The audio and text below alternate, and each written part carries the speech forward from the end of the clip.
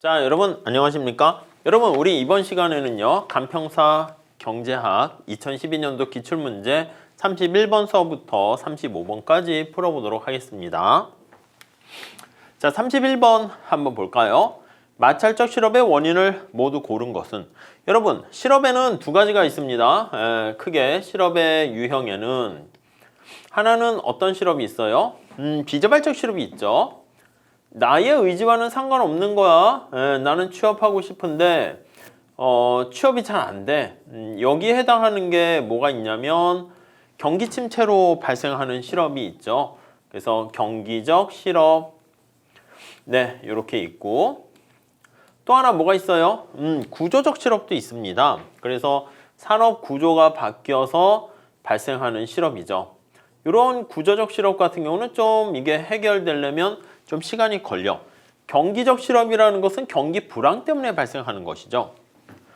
자, 반면에 자발적 실업이 또 있습니다. 이거는 자기 스스로가 선택을 하게 된 것이다 라고 생각을 하시면 되겠는데, 자, 이 경우는 우리가 탐색하는 과정, 마찰적 실업이라고 하죠. 내가 직장에 취업을 했어. 근데 내가 생각하는 그런 직장이 아니야. 나의 적성에 잘 맞지 않아.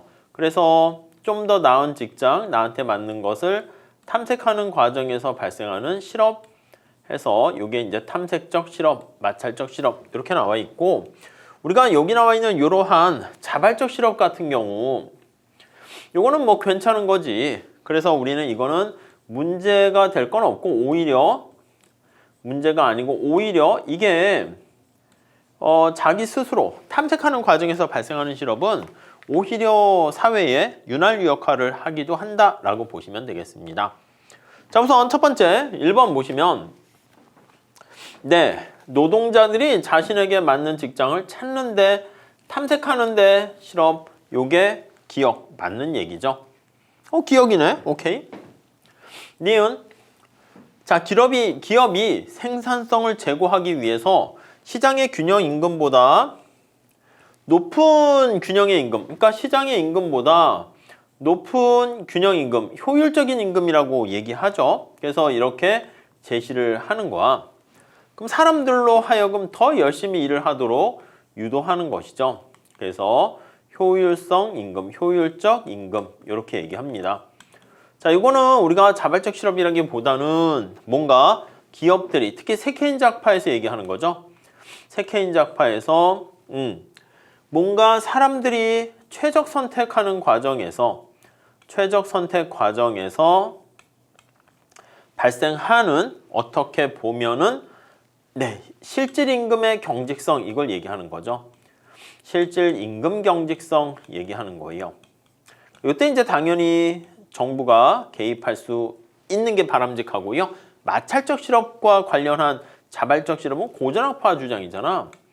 요거는 케인작파 주장의 색깔이니까 다릅니다. 다음에 디귿의 노조 같은 경우 있잖아. 이것도 우리가 보면 노동조합이 임금 인하를 거절해서 명무임금 하락, 그걸 막는 것도 있고, 아니면 조합원의 임금이 생산성보다 높게, 이것도 약간 비슷해. 효율임금이라 해도 되고, 인싸, 아싸 모형 이렇게 있죠.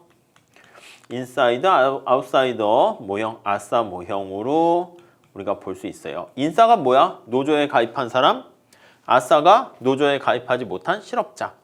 그렇게 보시면 되겠습니다. 자, 그래서 얘네들은 마찰적 실업과는 거리가 있고, 그래서 기억 이렇게 보시면 되겠습니다. 아시겠죠? 실업과 관련된 유형도 자주 출제가 되고 있습니다. 자, 다음 32번 한번 볼게요. 32번. 아래 그림은 A국의 인플레이션과 실업률 사이에 단기적인 상충 관계를 나타내는 필립스 커브라고 할 수 있는데요. 이 관계에 근거해서 단기적으로 실업률을 낮추기 위한다. 그러면 여기에서 실업률을 낮추려면 B 이렇게 가는 거잖아. 인플레이션을 약간 어느 정도 허용하면서 실업률을 낮추는, 그러니까 요걸 생각하시게 되면 어떻게 되는 거야? 단기에 필립스 곡선이 우양하기 때문에 정부의 확장적 재정금융정책이 효과가 있다 이렇게 되는 것이죠. 자, 이거 여러분들 AS 곡선하고 같이 연결시키실 줄 아셔야 되겠습니다. 그래서 이렇게 AS 곡선이 있으면 얘는 국민소득, 요게 이제 물가인데 물가 상승률, 인플레이션율 그렇게 보셔도 돼. 자, 그러면 저기 A에서 B로 간다라는 것은 여기 A점에서 이렇게 B점으로 간다라는 것을 의미하는 것이고, 자, 그러면 이게 바로 총수요 곡선이 이렇게 우측 이동한다라는 거랑 관련이 있습니다. 이해 가시겠습니까? 자, 그래서 AD가 우측으로 이렇게 이동을 하게 된다는 것은 확대 통화정책, 확대 재정정책 그런 경우가 되는 것이죠. 자, 그럼 확대 통화정책 하게 되면 확장적 재정정책, IS를 우측 이동시키는 거, 아니면 확장적 통화정책, LM을 우측으로 이동시키는 정책 이렇게 보시면 되겠습니다. 이해 가시죠? 자, 그러면 정부 지출 감소는 IS가 좌측이라고. 그러니까 이게 확장이 아니지 긴축이죠. 소득세 인하한다? 이거 IS 우측 맞아요. 그래서 이거 2번이 답인 것 같습니다. 통화량을 감소한다? LM이 좌측. 네, 이거는 AD가 좌측 이동해서 오히려 여기 해당하는 게 아니죠. 기준금리를 인상하면 이것도 LM이 좌측 이렇게 보시면 되겠습니다. 그 다음에 법인세 인상한다. 이거 기업이 이제 투자라든가 소비를 줄이죠. 그래서 IS가 좌측. 네, 이렇게 보시면 되겠습니다. 그래서 2번 뭐 가져가시면 되겠네요. 뭐 그렇게 어려운 문제는 아닌 것 같아요. 다음 문제 볼까요? 자, 33번. 자, A국의 연간 GDP 변화율과 실업률 변화. 이게 변화율이라는 걸 잘 보셔야 돼요. 실업률의 변화. 그러니까 그냥 GDP 수준이 아닙니다. 자, 그래서 설명 중 옳은 것은 자연 실업률은 3%다? 아니요, 이거 우리가 보면 필립스 곡스 생각해가지고 기대 인플레이션율하고 실제 인플레이션율이 같으면 그때 이거 3인 것처럼 보이는데 아닙니다. 여기에 뭐 자연 실업률 자체 뭐 있는 거 없어요. 실업률이 5에서 6으로 변화하게 되면 실질 GDP는 2%로 감소한다? 여기 여러분 가만히 보시면 실업률이 5에서 6으로 변화했어. 그러면 여기 보시면 실질 GDP가 2%로 감소하는 게 아니라 이 변화율이라는 말이 들어가야지. 변화율이 2% 감소한다. 이렇게 얘기를 해야 되고요. 실질 GDP 수준이 아닙니다. 네, 역시 마찬가지로 실질 GDP가 1% 하락을 한다. 이렇게 얘기하면 실업률은 5에서 5.5? 아니요. 실업률의 변화율이 여기 보시면 얼마 이건 알겠지만 5에서 5.5인지 뭐 6에서 뭐 6.5인지 뭐 이렇게 어디에서 시작하는지는 수준 자체는 없기 때문에 알 수가 없습니다. 그리고 물가가 상승하면 단기적으로 여기 물가 없잖아. 물가가 아무런 영향을 미치지 않습니다. 그러니까 이제 보통 경기를 부양시키면 물가가 상승하면서 이렇게 오콘의 법칙을 이용해가지고 단기에는 실질 GDP가 뭐 증가하고 이럴 수 있지만 여기에 나와 있는 것들은 전부 다 실질 변수가 되겠습니다.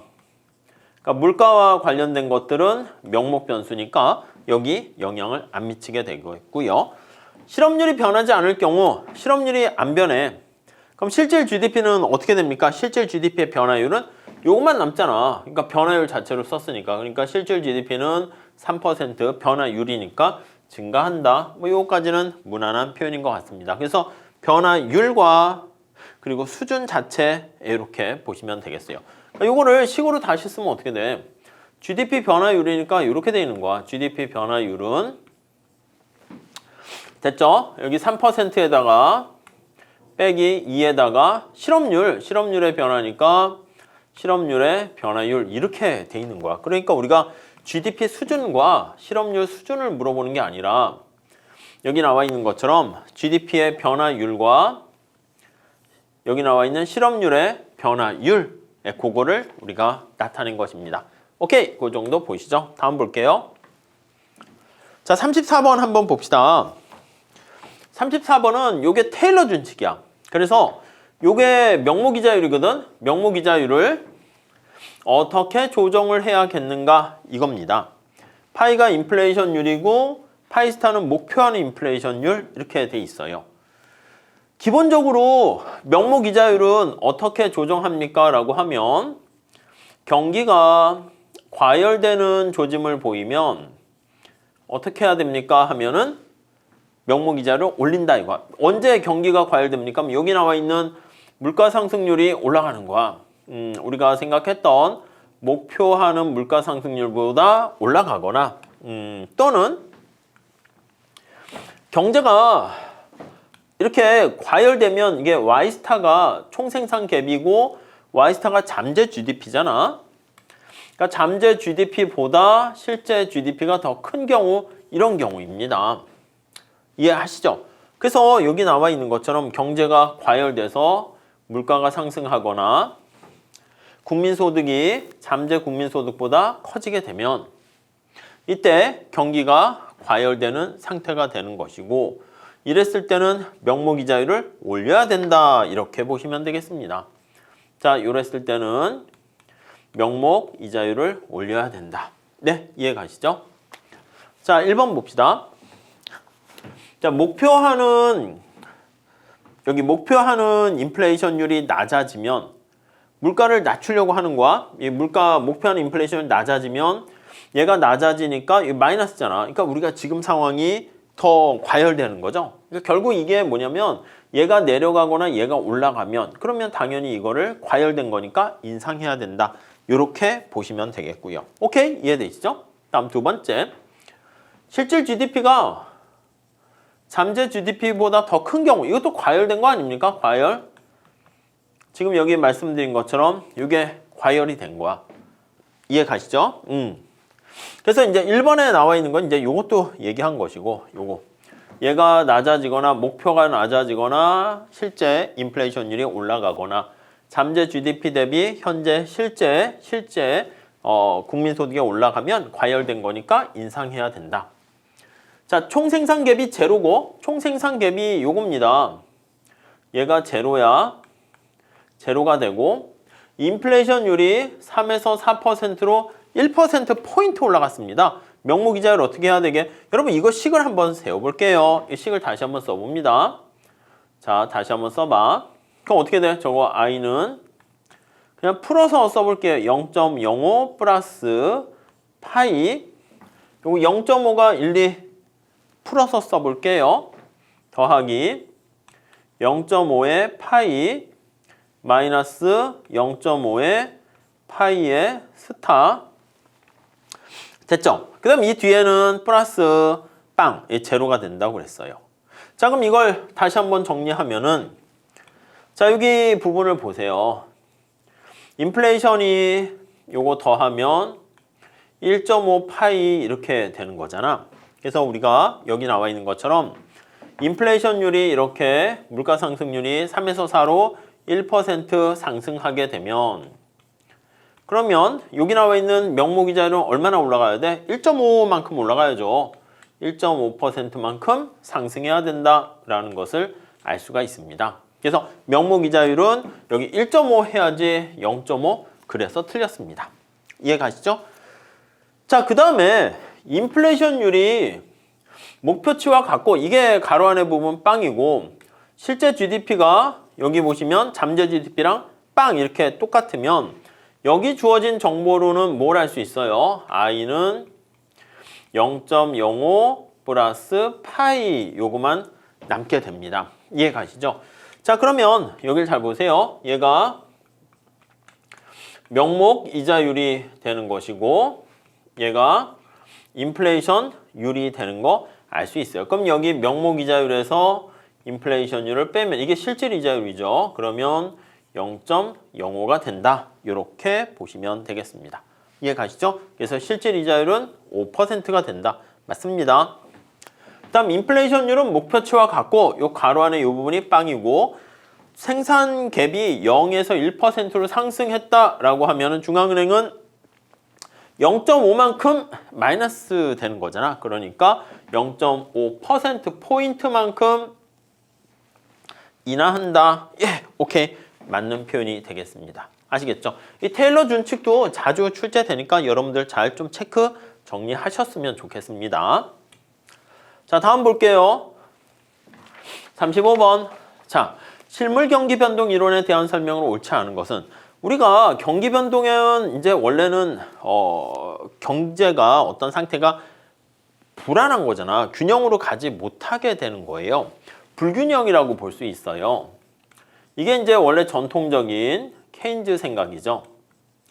불균형이 상태 그걸 살펴보는 게 불균형 경기 변동 이론 이렇게 되는데 아니야. 균형 상태에서 또 다른 균형 상태로 가는 것이고 그 균형 상태를 유지하면서 가는 거니까 이거는 균형 상태 계속 변하는 거라서 더 나은 상태로 가는 거니까 균형이 깨지는 것도 아니고 그리고 균형에서 또 다른 균형이니까 나쁜 것도 아니다. 여긴 두 가지가 있죠. 하나는 MBC가 있어요. 머니터리해서 화폐적 비즈니스 사이클, RBC 이렇게 있습니다. 리얼 비즈니스 사이클 이렇게 있어요. 자, 이거는 우리가 루카스 공급 곡선 생각하시면 되겠습니다. 그래서 요거 Y는 완전 고용 산출량이다. 알파 P-P 이렇게 되는 것이고 여기 나와 있는 RBC가 실물적 경기 변동, 프레스캇, 키들랜드 이런 사람들이 레알이잖아. 레알. 어떤 실질적인 실물적인 측면에서 경기 변동에 영향을 미치는 겁니다. 자, 여기 나와 있는 균형 경기 변동 이론이다 라고 하면은 이거는 누구 주장입니까? 라고 하면은 세고전학파 주장이다. 이렇게 보셔야 돼. 그리고 세자가 들어가 있으니까 이거는 합리적 기대라는 게 들어가 있고 합리적 기대와 더불어서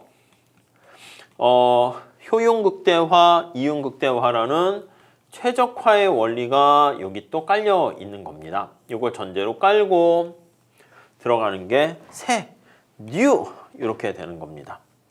네, 이해 가시겠죠? 이렇게 봐주시면 되겠어요. 자, 이 정도 볼게요. 여기는 예상치 못한 이 머니터리 하는 거니까 루카스 이거는 예상 합리적 기대를 하더라도 예상치 못한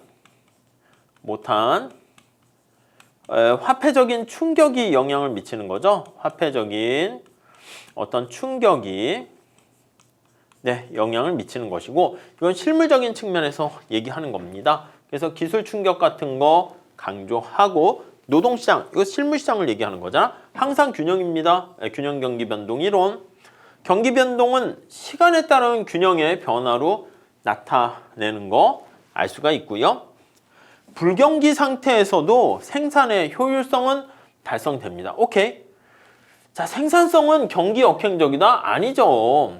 우리가 생산성이 올라가야지 국민소득이 증가하는 거야. 뭐 노동의 생산성이 올라가게 되면 노동자들이 노동에 대한 수요가 증가하면서 생산을 증가하게 되고 그래서 국민소득이 증가한다. 이렇게 관련돼 있어서 카운터 시클리컬이 아니라 프로 시클리컬 이렇게 얘기해야 됩니다.